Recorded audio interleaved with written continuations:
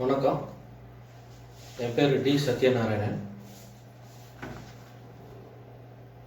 இந்த central government pass பண்ண 3 farming bills, அதாவது இதோட நோக்கம் என்னென்னா ஃபார்மர்ஸோட இன்கம் இம்ப்ரூவ் பண்ணுறதுக்கு, தற்போது இருக்கிற அவங்களோட பொருளாதார நிலைமைக்கு இம்ப்ரூவ் பண்ணுறதுக்கு 3 பில் பாஸ் பண்ணியிருக்கு சென்ட்ரல் கவர்மெண்ட்டு.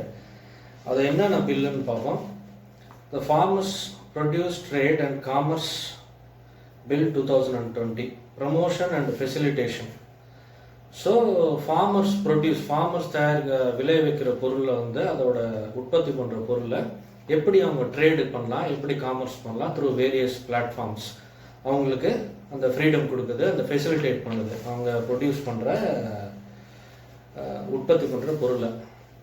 ரெண்டாவது பில் பார்த்தீங்கன்னா the farmers empowerment and protection agreement and price assurance and farm services bill.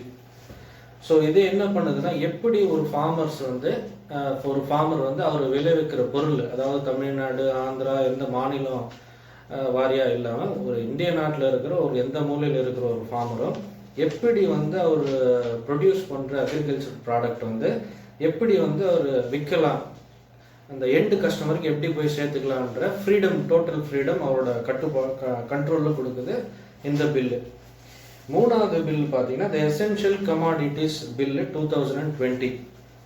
So இந்த பில்லு என்ன பண்ணுதுன்னா, எது அத்தியாவசிய பொருள், நார்மலாக பார்த்தீங்கன்னா நான் 1950லேருந்தே இந்த பில் எதுக்காக யூஸ் பண்ணாங்கன்னா, ஒரு பர்டிகுலர் ப்ராடக்ட், அக்ரிகல்ச்சர் ப்ராடக்ட் ரொம்ப டிமாண்டில் இருக்குது. இப்போ ஃபார் எக்ஸாம்பிள் ஆனியன் ப்ரைஸஸ் ரொம்ப ரைஸ் ஆகுது அப்படின்னாக்கா, கவர்மெண்ட் இன்டர்வென்ட் பண்ணி அந்த ப்ராடக்ட் எக்ஸ்போர்ட் பண்ணக்கூடாது, இல்லை இந்த மாதிரி ஹோர்டிங் பண்ணக்கூடாது அப்படின்னு சொல்லி சர்டன் கண்டிஷன்ஸை பாஸ் பண்ணும் த்ரூ அன் ஆர்டர் அந்த பர்டிகுலர் நேரத்தில். ஸோ இதனால் என்ன ஆகும்னு பார்த்தீங்கன்னா, ஹோர்டிங் பண்ண முடியாது, எக்ஸ்போர்ட்டும் பண்ண முடியாது. அப்படி இருக்கும்போது லோக்கல் டிமாண்டை அது மீட் பண்ணிடும். ஸோ ஜனங்களுக்கு விலை குறைவாக ஆனியன் கிடைக்கும். ஸோ இது ஒரு உதாரணத்துக்கு நான் சொல்கிறேன். 3 பில்லு நான் உங்களுக்கு சொல்லிட்டேன். இப்போ பரவலாக மீடியாலையும், சோஷியல் மீடியாவாக இருக்கட்டும், இல்லை டிவி சேனல்ஸாக இருக்கட்டும், இல்லை மற்ற எதிர்கட்சிகளாக இருக்கட்டும், பாஜக எதிர்க்கின்ற கட்சிகள், அது தமிழ்நாடாக இருக்கட்டும், தேசம் ஃபுல்லாகவும் இருக்கிற பாஜகவை எதிர்த்து அரசியல் செய்யக்கூடிய கட்சிகளோட நிலை என்ன இதில் அப்படின்றது, அதை பேஸ் பண்ணி உங்களுக்கு என்ன கொஸ்டின்ஸ் என்ன எனக்கு கேளுங்க, நான் எக்ஸ்பிளைன் பண்ணுறேன். இது விவசாயிகள் வயிற்றில் அடிக்கக்கூடிய விஷயமா இருக்கு. இந்த குறைந்தபட்ச ஆதாய விலை அப்படின்றது பாதிக்கப்படும் இந்த பில்லால் அப்படின்னு சொல்கிறாங்க சார்.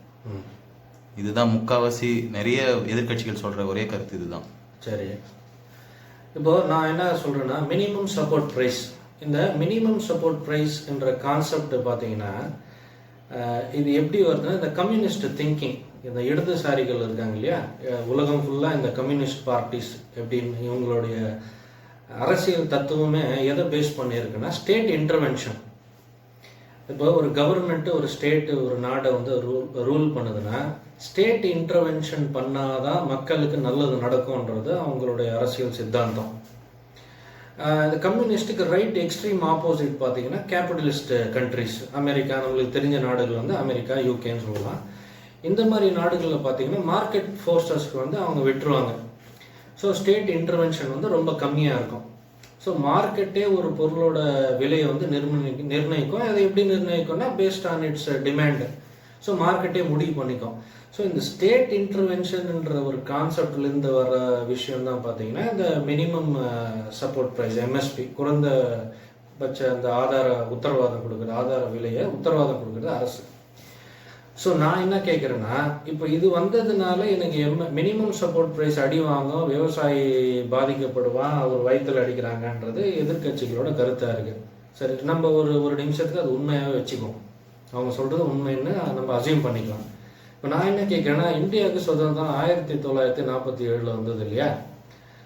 அப்போ இந்த மினிமம் சப்போர்ட் ப்ரைஸ்ன்றது யாருடைய கண்டுபிடிப்பு? காங்கிரஸோடைய கண்டுபிடிப்பு, கரெக்டாக? காங்கிரஸுக்கு ஏன் இந்த சிந்தனை வந்ததுன்னா, இப்போ பேசிக்கலாகவே காங்கிரஸோட அந்த அதாவது ஆரம்ப காலத்தில் இருந்த தலைவர்களுக்கு எல்லாருமே கம்யூனிசம் மேலே ஒரு மிகப்பெரிய ஈர்ப்பு. ஸோ அந்த மினிமம் சப்போர்ட் ப்ரைஸ்ன்றது அங்கேருந்து வந்தது. அவங்க துவக்கி வச்ச, பிள்ளையார் சொல்லி போட்டு ஆரம்பித்து வச்ச ஒரு செயல்பாடு தான் அது. அப்போ எம்எஸ்பி இவ்வளோ காலமாக ஒர்க் பண்ணியிருக்கு, இந்திய நாட்டில் ஃபார்மருக்கு ஆதரவாக ஒர்க் பண்ணியிருக்கு அப்படின்னாக்கா, இந்த 60 ஆண்டு கால காங்கிரஸ் ஆட்சியில் ஏன் இத்தனை லட்சக்கணக்கான விவசாயிகள் தற்கொலை செஞ்சுக்கிட்டாங்க? ஏன் பூச்சி மருந்து குடிச்சு செத்துட்டாங்க? எம்எஸ்பி ஒர்க் பண்ணுதுன்னா அவங்க செத்துடக்கூடாது இல்லையா?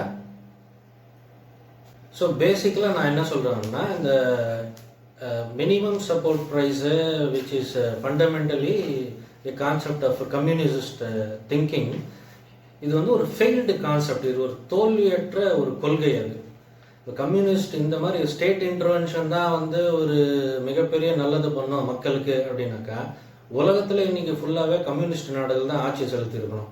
கரெக்டுங்களா? இன்னைக்கு இருக்கிற ஒரு சைனாவும் பார்த்தீங்கன்னா அது வந்து வெளியே வந்து சொல்லிக்குது நாங்கள் கம்யூனிஸ்ட் கண்ட்ரின்ட்டு, ஆனால் they practice controlled capitalism. So அதுவும் வந்து ஒரு கம்யூனிஸ்ட் நாடு கிடையாது. So coming back to original question, MSP பற்றி சொல்லும்போது, இப்போ இந்த farmers empowerment and protection agreement on price assurance bill 2020 வந்து பார்த்தீங்கன்னா செக்ஷன் 5 என்ன சொல்லுது பார்ப்போம். Pricing of farm produce. ஓகேங்களா? Let's read the verbatim of section 5. Section 5ஓட வெர்பாட்டமாக படிப்போம். வெர்பாட்டம்னா அது என்ன சொல்லுது section. The price to be paid for the purchase of a farming produce may be determined and mentioned in the farming agreement itself, and in case such price is subject to variation, then such agreement shall explicitly provide for a guaranteed price to be paid for such produce, a clear price reference for any additional amount over and above the guaranteed price, including bonus and premium, to ensure best value to the farmer, and such price reference must be linked to the prevailing prices in the specified APMC yard or electronic trading and transaction platform or any other suitable benchmark prices, provided that the method of determining such price or guaranteed price or additional amount shall be annexed to the farming agreement. So இப்போ இவங்க சொல்கிறாங்க இல்லையா, அந்த farming agreement போட்டால் state intervention இருக்காது, இதனால் வந்து minimum price வந்து விவசாயிக்கு கிடைக்காது, அவங்க வயிற்றில் அடிச்சிருவாங்க, மற்றவர்கள்லாம் அவங்க வந்து அவங்களோட பொருளாதாரம் முன்னேறாது, விவசாயிகள் பாதிக்கப்படுவாங்க அப்படின்னு சொல்கிறாங்க. ஸோ இந்த செக்ஷன் என்ன சொல்லுதுன்னா, இப்போ ஒரு பர்டிகுலர் ப்ராடக்டை ப்ரொடியூஸ் பண்ணுறாரு ஃபார்மர். ஃபார் எக்ஸாம்பிள் வந்து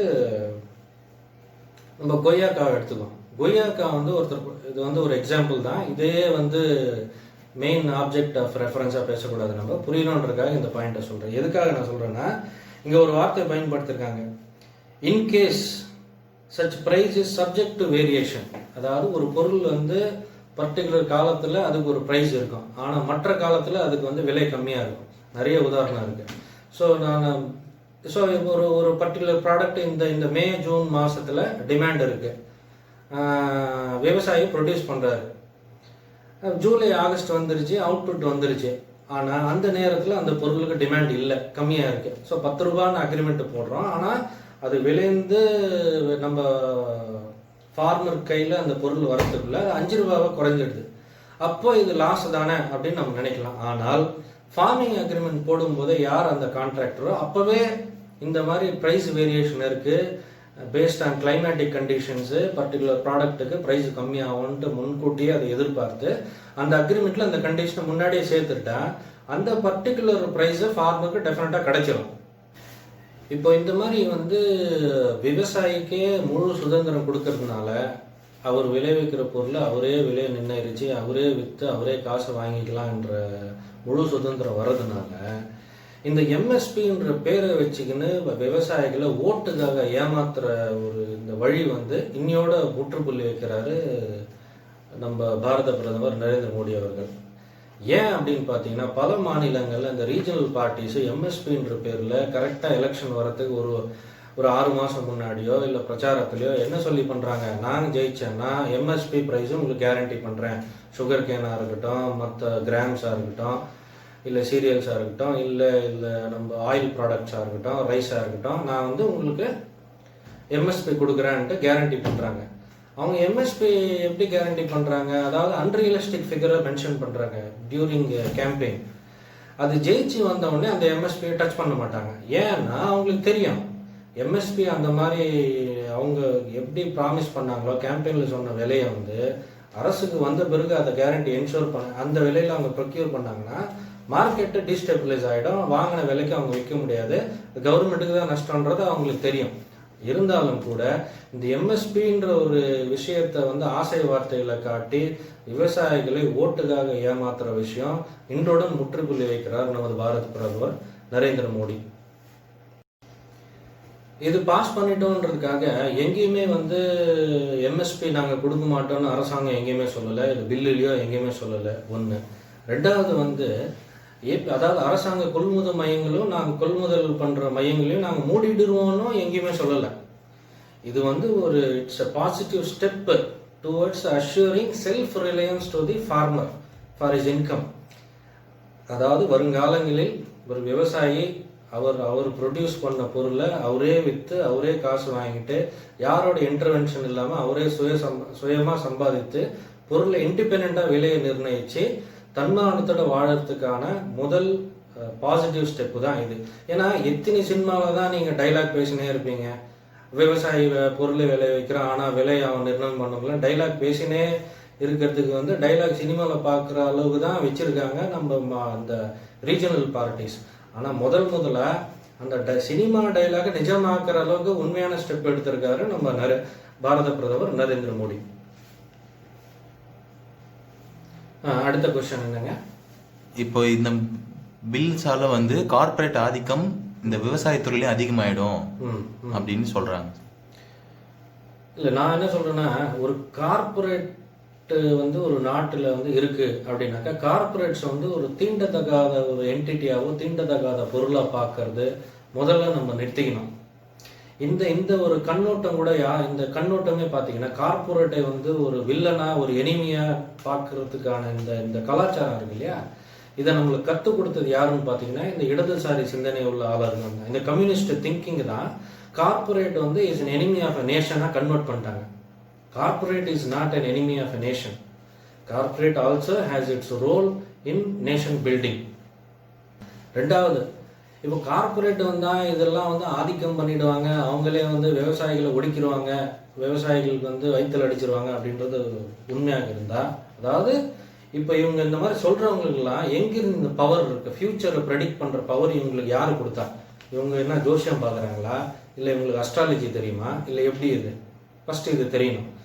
ஒரு சட்டம் வருதுன்னா இந்த சட்டத்தினால வந்து வருங்காலங்களில் இதெல்லாம் நடந்துரும்ன்ற முன்னாடியே ப்ரெடிக்ட் பண்ணுற கெப்பாசிட்டி அதை சொல்கிறவங்களுக்கு எப்படி வந்ததுன்னு நம்மளுக்கு ஃபஸ்ட்டு கேட்கணும். இப்போ நான் இதுக்கு முன்னாடி சொன்ன பாயிண்ட் பிரகாரம் இப்போ எம்எஸ்பி தான் நம்மளை காப்பாற்றோம்னா ஒரு 60 ஆண்டு காங்கிரஸ் ஆட்சியில் இத்தனை லட்சம் விவசாயிங்க செத்துருக்கக்கூடாது, அவன் நல்லபடியாக வாழ்ந்துருக்கணும். கரெக்டுங்களா? அப்போ இவ்வளோ 60 ஆண்டு காலமாக ஒவ்வொரு வருஷம் இத்தனை லட்சம் விவசாயி ஒவ்வொரு மாநிலத்திலும் சாகுறாங்கன்னா அப்போ இந்த கம்யூனிஸ்ட் சித்தாந்தத்தோட ஃபெயிலியர் தான் இது இந்த ஸ்டேட் இன்டர்வென்ஷன் கான்செப்ட். இப்போ இது மூலியமாக கார்பரேட் வந்து எல்லா இப்போ ஃபார் எக்ஸாம்பிள் ஒரு 10 கார்பரேட் இருக்காங்க இந்திய நாட்டில் வந்து கண்ணுக்கு தெரிஞ்சு 130 கோடி மக்கள் ஜனத்தொகை. அப்போ 130 மக்களுடைய 130 crore இருக்கிற பாப்புலேஷனில் லெட்ஸ் அஸ்யூம் ஒரு 20 கோடியோ இல்லை 30 கோடி ஃபார்மர்ஸ் இருக்காங்க, இந்தியா ஃபுல்லாக இருக்காங்கன்னு வச்சுக்கோங்க. அப்போ இந்த 30 கோடி ஃபார்மர்ஸை ப்ரொடியூஸ் பண்ணுற ஃபார்ம் ப்ரொடியூஸையும் இல்லை ஒரே கார்பரேட்டோ இல்லை மொத்த கார்பரேட்டோ ஒட்டு மொத்தமாக சேர்ந்து வாங்கிடுவாங்களா? வாங்கிட்டு அவங்களே விலை நிர்ணயம் பண்ணிடுவாங்களா? அப்போ அரசாங்கம் ஒன்று எதுக்கு இருக்கு? அப்போ அரசாங்கம் இன்டர்வென் பண்ண முடியாதுன்னு யார் சொன்னா? அரசாங்கம் they can very well intervene. Essential commodities act இருக்கு. எசென்ஷியல் கமாடிட்டிஸ் ஆக்டே இல்லைன்னா கூட நாளைக்கு கார்பரேட்டுகளால் அந்த விலையெல்லாம் ஏறி மக்கள்லாம் பாதிக்கப்படுவாங்க அப்படின்னாக்கா அப்போ மத்திய அரசாங்கம் கண்ணை மூடிட்டு கை கட்டிட்டு சும்மா இருக்குமா? எதுக்கு இந்த பில் பாஸ் பண்ணோம்? கார்பரேட் எல்லாம் ஆதிக்கம் செலுத்தணுன்றதுக்காக இந்த பில் பாஸ் பண்ணியிருக்காங்க. இல்லை எங்கேயா சொல்லியிருக்காங்களா அந்த மாதிரி பில்லில்? இல்லையே. எதுக்கு பாஸ் பண்ணியிருக்காங்கன்னா farmer must have independence to fix the price for his farm produce and he must be able to sell his agricultural produce across the nation without any intervention from the middleman or any other person. இந்த பில்லில் எந்த இடத்துலையும் கார்பரேட்டுக்கு வந்து ஒரு favour காட்டியோ இல்லை ஃபார்மரை வந்து கீழே தள்ளியோ எங்கேயுமே எந்த கிளாஸுமே இல்லை. First point. ரெண்டாவது பாயிண்ட் முக்கியமாக நம்ம நோட் பண்ண வேண்டியது என்னன்னு பார்த்தீங்கன்னா, இந்த பில் வந்து it provides a level playing field for the farmer. ஏன்னா அவர் தான் பொருளை தயாரிக்கிறாரு, அவருக்கு ஒரு லெவல் பிளேயிங் ஃபீல்டை கொடுக்குது. அவர் வச்சிருக்கிற ப்ராடக்டை வந்து எப்படி எண்டு கஸ்டமர், அதாவது கன்சியூமர், யார் கடைசியாக கன்சியூம் பண்ணுறா, விவசாயி விளைவிக்கிறது நம்ம தான் சாப்பிட்றோம், சிட்டிசன்ஸ், அவங்கக்கிட்ட எப்படி போய் சேர்க்கறதுக்கு ஃபெசிலிட்டேட் பண்ணுறது தான் இந்த பில்ஸ் இருக்கே தவிர, கார்பரேட்டுக்கிட்ட போய் காசை கொடுத்து அவரை உயர்த்தி வைக்கணுன்றது எங்கேயுமே இதில் இல்லை.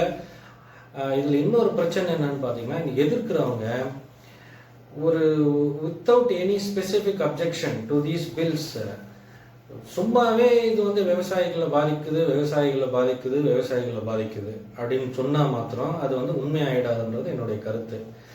எந்த செக்ஷனில், எந்த ஆர்டிக்கலில், எந்த இடத்துல வந்து எந்த செக்ஷன் வந்து விவசாயிகளை பாதிக்கும் அப்படி நீங்கள் சொன்னீங்கன்னா எம்பெரிக்கல் டேட்டா இருக்குது அவங்கக்கிட்ட. இப்போ இதுக்கு முன்னாடி வச்சுருந்த சிஸ்டம், 60 ஆண்டுகளாக இருந்த சிஸ்டம் வந்து பக்காவாக ஃபார்மர்ஸுக்கு ஃபேவராக ஒர்க் பண்ணியிருக்கு. இப்போ வரப்போகிற சிஸ்டமு இதுக்கு மேலே இதுக்கு முன்னாடி இருந்த சிஸ்டம் இவ்வளோ நன்மைகளை பண்ணியிருக்கு, இப்போ இந்த சிஸ்டம்னால இந்த பாதிப்புலாம் ஏற்பட்டிருக்குன்னு பட்டியலிட முடியுமா? ஒன்றுமே சொல்லாமல் சும்மா பாதிப்பு பாதிப்பு பாதிப்புன்னு ஒரே விஷயத்தை திருப்பி திருப்பி பேசுறதுனால அது உண்மை ஆகிவிடாது. விவசாயிகளுக்கு வந்து இந்த எதிர்கட்சிகள் அறிவில்லை என்று தவறாக நினைத்து கொண்டிருக்கின்றார்கள். விவசாயிகளுக்கு நன்றாக தெரியும் யார் வந்து அவங்களுக்கு சாதகமாக நிற்கிறது யாரு, அவங்களுக்கு எதிராக நிற்கிறது யாருன்றது விவசாயிகள் நன்றாக தெரியும்.